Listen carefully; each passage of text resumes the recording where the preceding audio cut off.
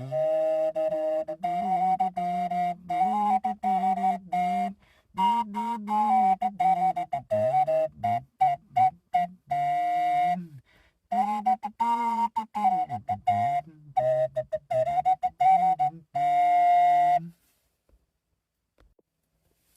welcome to Project Legendary.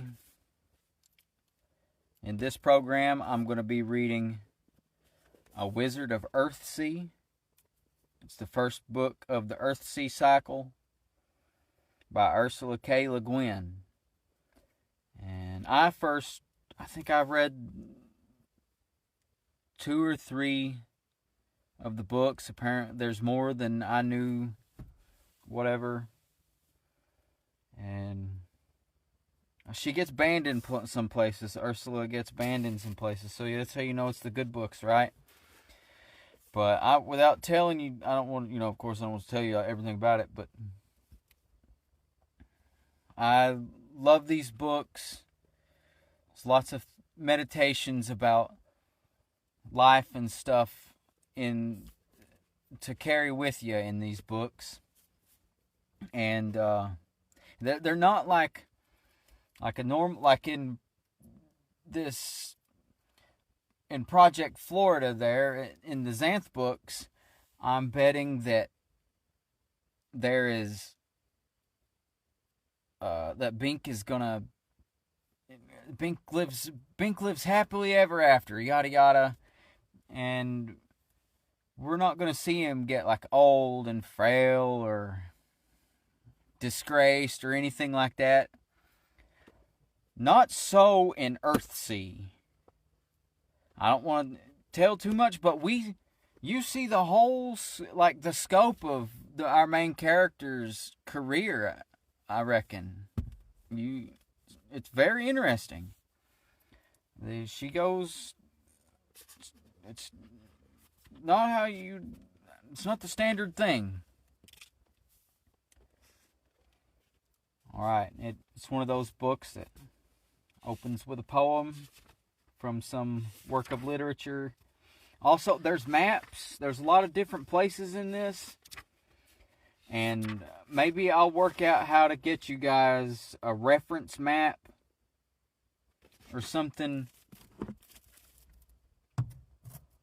That way, if you guys... Because there's like all these little islands. It's like the Legend of Zelda Wind Waker video game or something. And it's only like a part of the world, of their world. Like the first part of the book happens on a rather small island. If I can find it, there's so many islands. Gaunt, there. And there's a scale on the map. And maybe Gaunt is as big as... Gaunt's not as big as Breathitt County. The place that the main character comes from. And there's islands that are a lot smaller than that, and islands that are bigger than that. And like I said, that's like a part of the world. So I don't know about the rest of the planet, whatever, that's not even on the map in this book. But yeah. Alright, guys.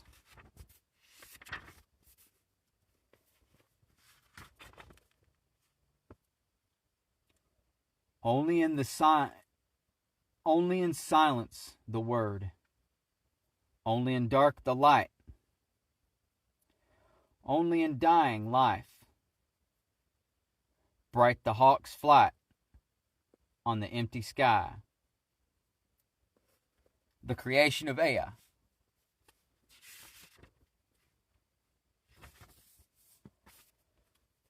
Chapter 1. Warriors in the Mist. The island of Gaunt, a single mountain that lifts its peak A mile above the storm-racked northeast sea is a land famous for wizards. From the towns in its high valleys and the ports on its dark narrow bays, many a Gauntishman has gone forth to serve the lords of the archipelago in their cities as wizard or mage, or looking for adventure, to wander working magic from isle to isle of all Earthsea. Of these, some say the greatest, and surely the greatest voyager, was the man called Sparrowhawk,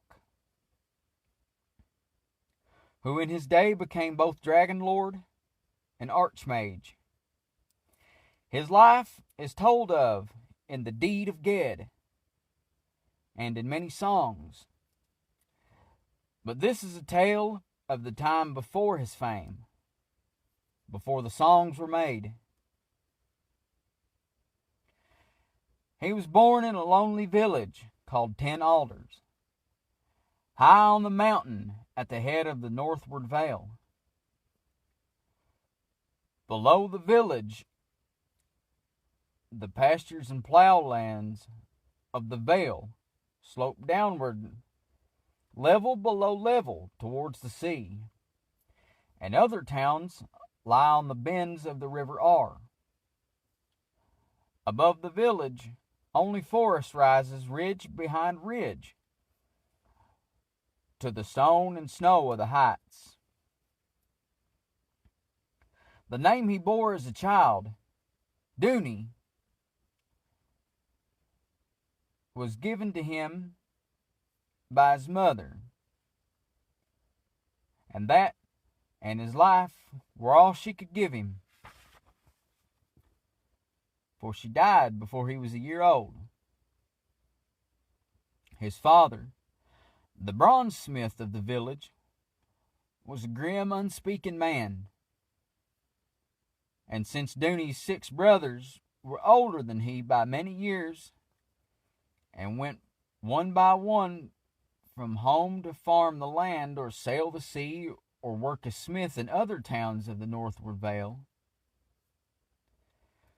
there was no one to bring the child up in tenderness.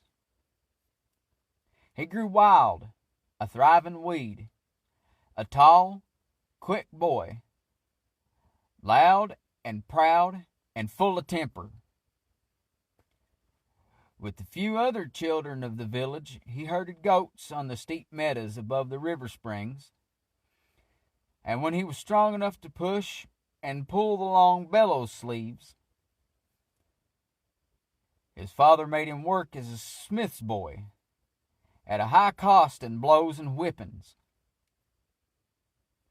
There was not much work to be got out of Dooney. He was always off and away, roaming deep in the forest, swimming in the pools of the river Ar, that like all Gauntish rivers runs very quick and cold, or climbing by cliff and scarp to the heights above the forest, from which he could see the sea, that broad northern ocean where, past Pedregal, no islands were. A sister of his dead mother lived in the village. She had done what was needful for him as a baby, but she had business of her own, and once he could look after himself at all, she paid no more heed to him. But one day, when the boy was 7 years old, untaught and knowing nothing of the arts and powers that are in the world, he heard his aunt crying out words to a goat, which had jumped up onto the thatch of a hut and would not come down. But it came jumping when she cried a certain rhyme to it. Next day, herding the long-haired goats on the meadows of High Fall, Dooney shouted to them the words he had heard, not knowing their use or meaning or what kind of words they were. Nuth hirth Malkman Hulkan Mirthan. He yelled the rhyme aloud, and the goats came to him. They came very quickly, all of them together, not making any sound. They looked at him out of the dark slot in their yellow eyes. Dooney laughed and shouted it out again, the rhyme that gave him power over the goats. They came closer, crowding and pushing around him. All at once he felt afraid of their thick, ridged horns and their strange eyes and their strange silence. He tried to get free of them and run away. The goats ran with him, keeping in a knot around him. And so they came charging down into the village at last. All the goats going huddled together as if a rope were pulled tight around them. And the boy in the midst of them weeping and bellowing. Villagers ran from their houses to swear at the goats and laugh at the boy. Among them came the boy's aunt, who did not laugh. She said a word to the goats, and the beasts began to bleat and browse and wander, freed from the spell. "Come with me," she said to Dooney. She took him into her hut where she lived alone. She let no child enter there usually, and the children feared the place.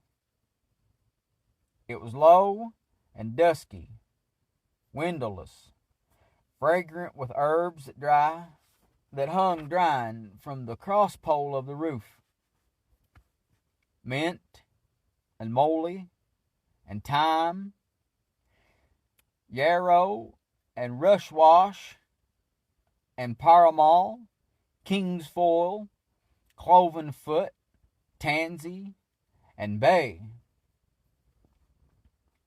There's Aunt sat cross-legged by the fire pit, and looking sidelong at the boy through the tangles of her black hair, she asked him what he had said to the goats, as if he knew what the rhyme was. When she found that he knew nothing, and yet had spellbound the goats to come to him and follow him, then she saw that he must have in him the makings of power. As her sister's son, he had been nothing to her. But now she looked at him with a new eye. She praised him and told him she might teach him rhymes he would like better, such as the word that makes a snail look out of its shell, or the name that calls a falcon down from the sky. "Aye, teach me that name," he said, being clear over the fright the goats had given him, and puffed up with her praise of his cleverness. The witch said to him, "You will not ever tell that word to the other children, if I teach it to you. I promise." She smiled at his ready ignorance.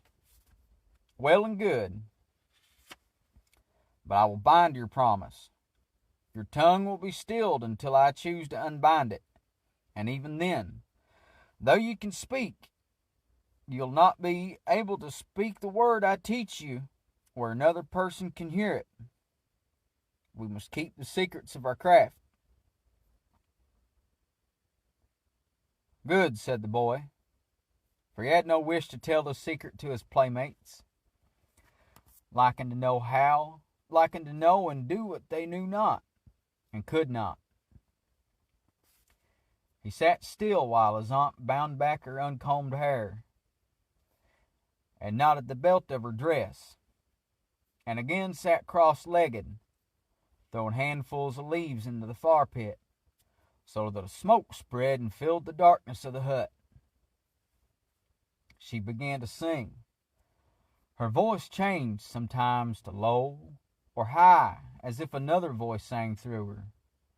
And the singing went on and on until the boy did not know if he waked or slept. And all the while the witch's old black dog that never barked sat by him with eyes red from the smoke.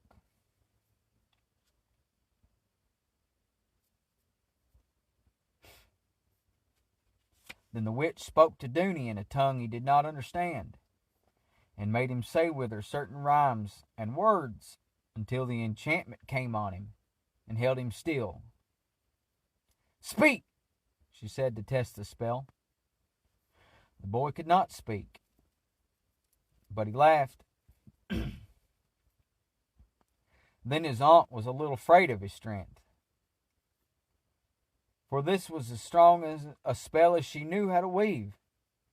She had tried not only to gain control of his speech and silence, but to bind him at the same time to her service in the craft of sorcery.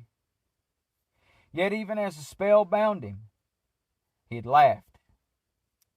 She said nothing. She threw clear water on the fire till the smoke cleared away, and gave the boy water to drink.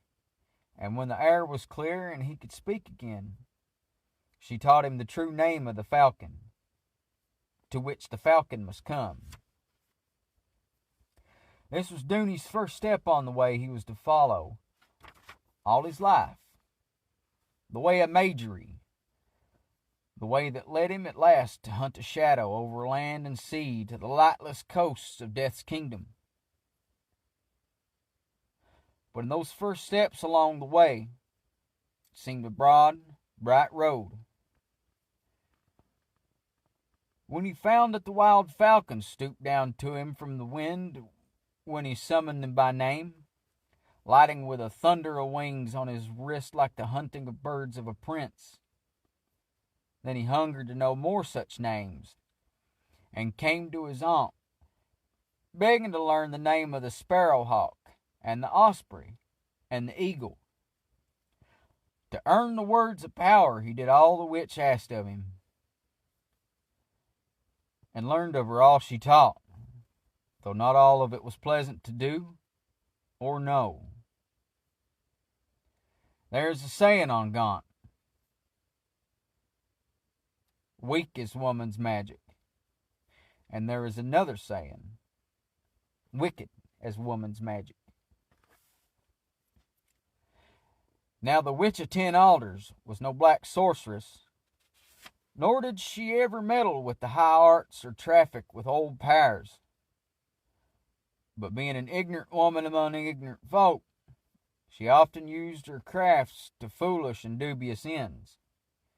She knew nothing of the balance and the pattern, which the true wizard knows and serves, and which keep him from using his spells unless real need demands. She had a spell for every circumstance, and was forever weaving charms. Much of her lore was mere rubbish and humbug, nor did she know the true spells from the false. She knew many curses, and was better at causing sickness, perhaps, than at curing it.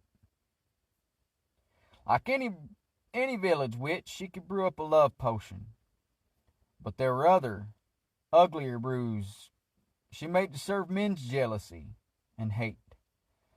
Such practices, however, she kept from her young prentice. And as far as she was able to, she taught him honest craft. At first, all his pleasure in the art magic was childlike. The power it gave him over bird and beast, and the knowledge of these. And indeed that pleasure stayed with him all his life. Seeing him in the high pastures often with a bird of prey about him. The other children called him Sparrowhawk, and so he came by the name that he kept in later life as his use name, when his true name was not known. As the witch kept talking of the glory and the riches and the great power over men that a sorcerer could gain, he set himself to learn more useful lore. He was very quick at it. The witch praised him, and the children of the village began to fear him.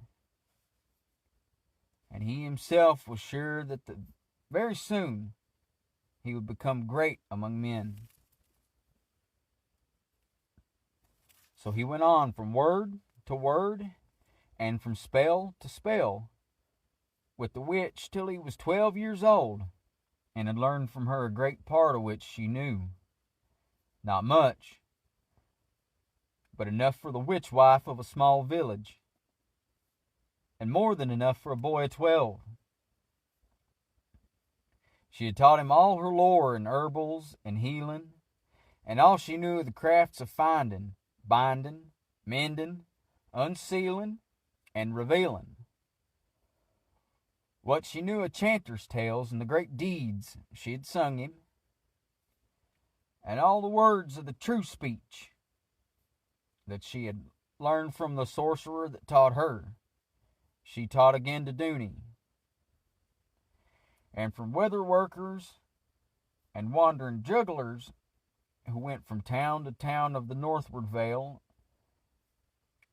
and the east forest, he learned various tricks and pleasantries, spells of illusion. It was with one of these light spells that he first proved the great power that was in him. In those days, the Kargad Empire was strong. Those are 4 great lands that lie between the northern and the eastern reaches.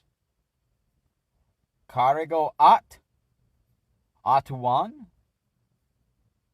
Hur At Hur, At Nini.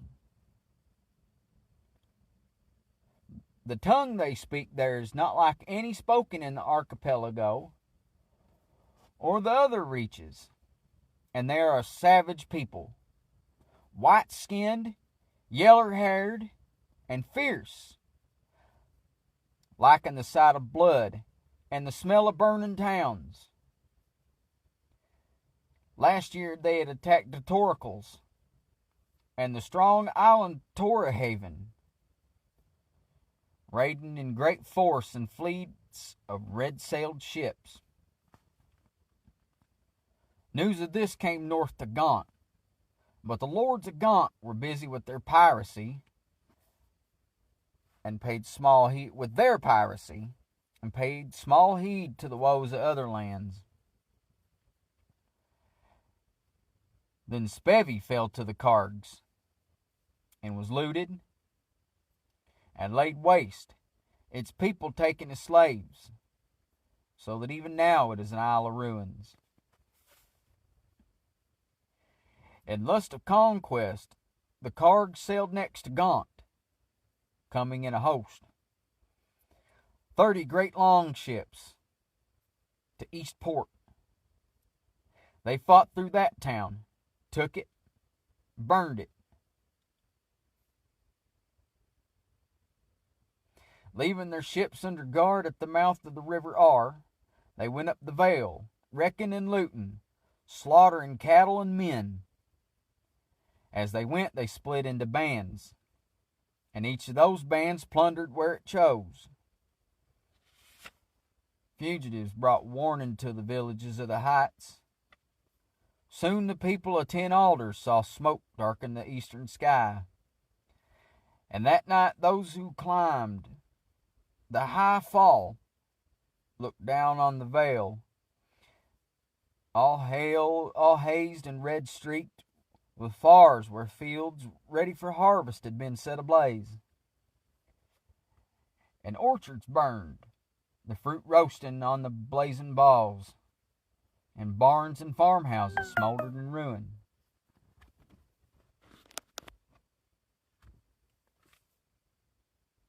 Give me a second here.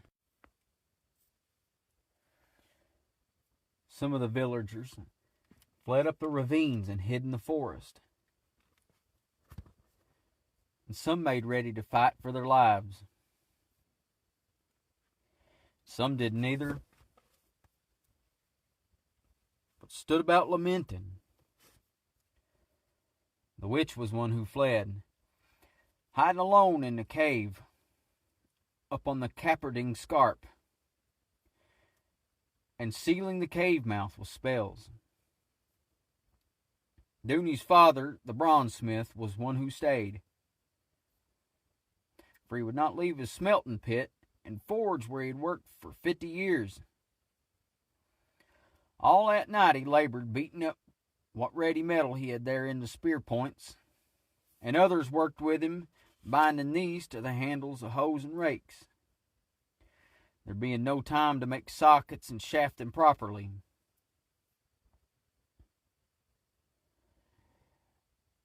There had been no weapons in the village but hunting bows and short knives, for the mountain folk gaunt are not warlike. It is not warriors they're famous for, but goat thieves, sea pirates, and wizards. With sunrise came a thick white fog, as on many autumn mornings in the heights of the island. Among their huts and houses down the straggling street of 10 alders, the villagers stood waiting, with their hunting bows and new forged spears, not knowing whether the cargs might be far off or very near. All silent, all peering into the fog that hid shapes and distances and dangers from their eyes. With them was Dooney. He'd worked all night at the forge bellows, pushing and pulling the 2 long sleeves of goat hide that fed the fire with a blast of air. Now his arms so ached and trembled from that work that he could not hold out the spear he had chosen. He did not see how he could fight or be of any good to himself or the villagers. It rankled at his heart that he should die, spitted on a Cargish lance, while still a boy, that he should go into the dark land without ever knowing his own name, his true name as a man.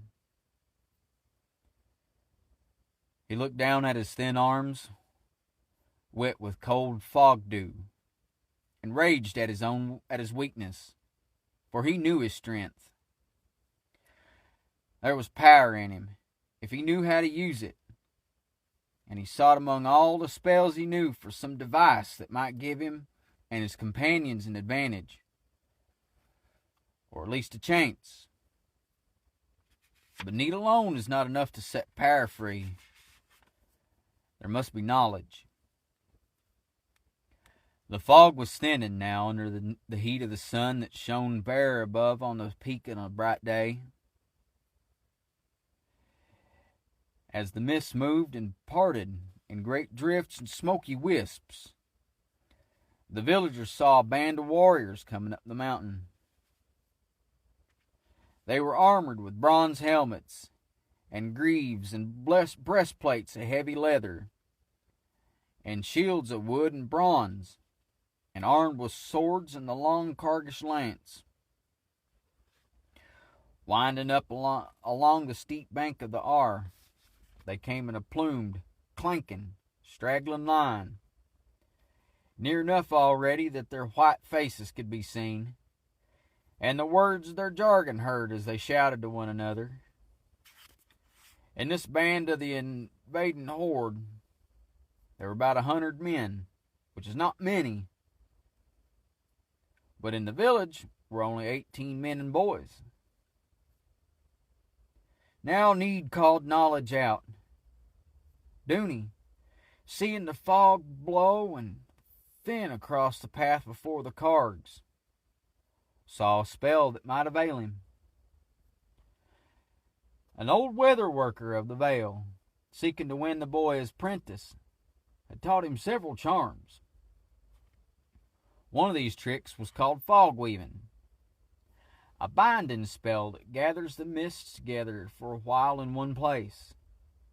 With it, one skilled in illusion can shape the mist into fair ghostly seemings, which last a little and fade away. The boy had no such skill, but his intent was different, and he had the strength to turn the spell to his own ends. Rapidly and aloud,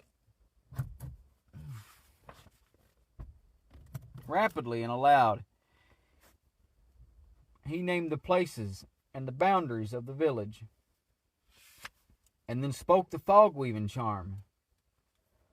But in amongst its words, he enlaced the words of a spell of concealment. And last he cried the word that set the magic going. Even as he did so, his father, coming up behind him, struck him hard on the side of the head, knocking him right down. "Be still, fool! Keep your bladdery mouth shut and hide if you can't fight." Dooney got to his feet. He could hear the Cargs now at the end of the village, as near as the great yew tree by the tanner's yard. Their voices were clear, and the clink and creak of their harness and arms, but they could not be seen. The fog had closed and thickened all over the village, gray in the light, blurring the world till a man could hardly see his own hands before him. "I've hidden us all," Dooney said, sullenly, for his head hurt from his father's blow, and the working of the double incantation had drained his strength. "I'll keep up this fog as long as I can. Get the others to lead 'em up to Highfall." The smith stared at his son, who stood wraith-like in that weird, dank mist. It took him a minute to see Dooney's meaning, but when he did, he ran at once, noiselessly, knowing every fence and corner of the village, to find the others and tell them what to do. Now through the fog bloomed a blur of red, as the Cargs set far to the thatch of a house. Still they did not come up into the village, but waited at the lower end till the mist should lift and lay bare their loot and prey.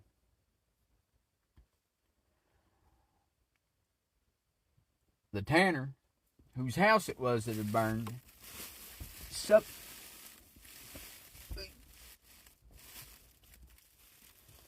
sent a couple of boys skipping right under the Cargs' noses, taunting and yelling, and vanishing again like smoke into stone. Meantime, the older men, creeping behind fences and running from house to house, came closer on the other side, and sent a volley of arrows and spears at the warriors, who stood all in a bunch. One Carg fell writhing with a spear, still warm from its forging, right through his body. Others were arrow-bitten, and all enraged. They charged forward then to hew down their puny attackers, but they found only the fog about them, full of voices. They followed the voices, stabbing ahead into the mist with their great plumed, blood-stained lances. Up the length of the street they came shouting, and never knew they had run right through the village, as the empty huts and houses loomed and disappeared again in the writhing gray fog. The villagers ran scattering, most of them keeping well ahead since they knew the ground, but some, boys or old men, were slow. The Cargs stumbling on them drove their lances, or hacked with their swords, yelling their war cry, the names of the white god brothers of Atuan. "Ulua! Atwa!"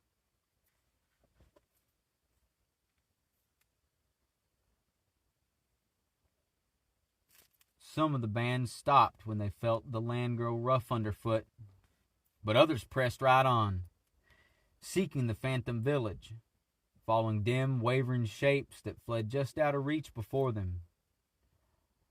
All the mist had come alive with these fleeting forms, dodging, flickering, fading on every side. One group of the Kargs chased the wraith straight to the high fall, the cliff's edge above the springs of Ar, and the shapes they pursued ran out onto the air, and there vanished in a thinning of the mist, while the pursuers fell screaming through fog and sudden sunlight, 100 feet sheer to the shallow pools among the rocks. And those that came behind and did not fall stood at the cliff's edge, listening. Now dread came into the Kargs' hearts, and they began to seek one another. Not the villagers in the uncanny mist. They gathered on the hillside, and yet always there were wraiths and ghost shapes among them, and other shapes that ran and stabbed from behind with spear or knife, and vanished again. The Kargs began to run, all of them, downhill, stumbling, silent, until all at once they ran out from the gray blind mist and saw the river and the ravines below the village, all bare and bright in the morning sunlight. Then they stopped, gathering together, and looked back. A wall of wavering, writhing, gray lay blank across the path, hiding all that lay behind it. Out from it burst 2 or 3 stragglers, lunging and stumbling along, their long lances rocking on their shoulders. Not one Karg looked back more than once. All went down in haste, away from the enchanted place. Farther down the northward vale those warriors got their fill of fighting.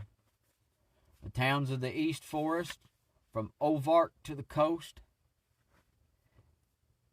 had gathered their men and sent them against the invaders of Gaunt. Band after band they came down from the hills. And that day and the next the Kargs were harried back down to the beaches above Eastport, where they found their ships burnt. So they fought with their backs to the sea till every man of them was killed. And the sands of Armuth were brown with blood until the tide came in.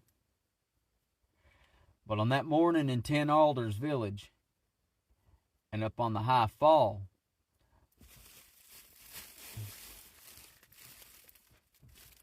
the dank gray fog had clung a while, and suddenly it blew and drifted and melted away.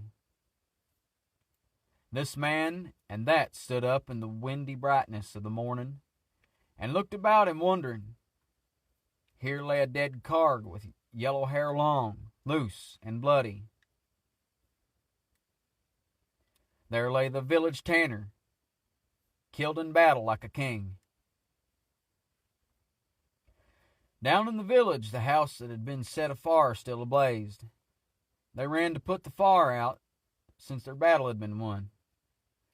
In the street, near the great yew, they found Dooney, the bronze smith's son, standing by himself, bearing no hurt, but speechless and stupid like one stunned. They were well aware of what he had done, and they led him into his father's house and went calling for the witch to come down out of her cave and heal the lad who had saved their lives and their property. All but 4 who were killed by the Kargs, and the one house that was burnt. No weapon hurt had come to the boy, but he would not speak, nor eat, nor sleep. He seemed not to hear what was said to him, not to see those who came to him. not to see those who came to see him. There was none in those parts wizard enough to cure what ailed him. His aunt said, "He has overspent his power." She had no art to help him. While he lay thus dark and dumb, the story of the lad who wove the fog and scared off Kargish swordsmen with a mess of shadows was told all down the northward vale, and in the east forest, and high on the mountain, and over the mountain, even in the great port of Gaunt. So it happened that on the 5th day after the slaughter at Armouth, a stranger came into Ten Alders village, a man neither young nor old, who came cloaked and bareheaded, lightly carrying a great staff of oak that was as tall as himself. He did not come up the course of the Ar like most people, but down, out of the forests of the higher mountainside. The village goodwives saw well that he was a wizard, and when he told them that he was a heal-all, they brought him straight to the smith's house, sending away all but the boy's father and aunt. The stranger stooped above the cot where Dooney lay staring into the dark, and did no more than lay his hand on the boy's forehead and touch his lips once.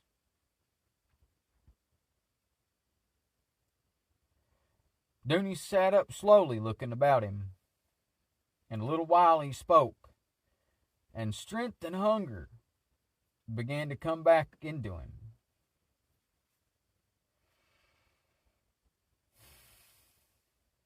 And they gave him a little to eat, and they gave him a little to drink and eat, and he lay back again, always watching the stranger with dark, wondering eyes. The bronzesmith said to the stranger, "You are no common man, nor will this boy be a common man," the other answered. "The tale of his deed with the fog has come to Ray Albee, which is my home. I have come here to give him his name, if, as they say, he has not yet made his passage into manhood." The witch whispered to the smith, "Brother, this must surely be the mage of Ray Albee, Ogion the Silent, that one who tamed the earthquake." "Sir," said the bronzesmith, who would not let a great name daunt him, "my son will be 13 this month coming, but we thought to hold his passage at the Feast of Sun Return this winter. "Let him be named as soon as may be," said the mage, "for he needs his name. I have other business now, but I will come back here for the day you choose. If you see fit, I'll take him with me when I go thereafter. And if you prove apt, I will keep him as prentice, or see to it that he is skilled as fits his gifts. For to keep dark the mind of the mage-born, that is a dangerous thing." Very gently Ogion spoke, but with certainty, and even the hard-headed smith assented to all he said. On the day the boy was 13 years old, a day in the early splendor of autumn, while still the bright leaves are on the trees, Ogion returned to the village from his rovings over Gaunt Mountain, and the ceremony of passage was held. The witch took from the boy his name Dooney, the name his mother had given him as a baby. Nameless and naked, he walked into the cold springs of the river of the Ar, where it rises among the rocks under the high cliffs. As he entered the water clouds, across the sun's face, and great shadows slid and mingled over the water of the pool about him. He crossed to the far bank, shuddering with cold, but walking slow and erect, as he should through the icy, living water. As he came to the bank, Ogion, waiting, reached out his hand and clasping the boy's arm, whispered to him his true name, Ged. Thus he was given his name by one very wise in the uses of power. The feasting was far from over, and all the villagers were making merry, with plenty to eat and beer to drink, and a chanter from down the vale singing, "The deed of the dragon lords." When the mage spoke in his quiet voice to Ged, "Come, lad, bid your people farewell and leave 'em fasting. Leave 'em feasting." Ged fetched what he had to carry, which was the good bronze knife his father had forged him, and a leather coat the tanner's widow had cut down to his size, and an alder stick his aunt had becharmed for him. That was all he owned, besides his skirt and breeches. He said farewell to 'em, all the people he knew in all the world, and looked about once at the village that straggled and huddled there under the cliffs, over the river springs. Then he set off with his new master through the steep slanting forests of the mountain Isle, through the leaves and shadows of bright autumn.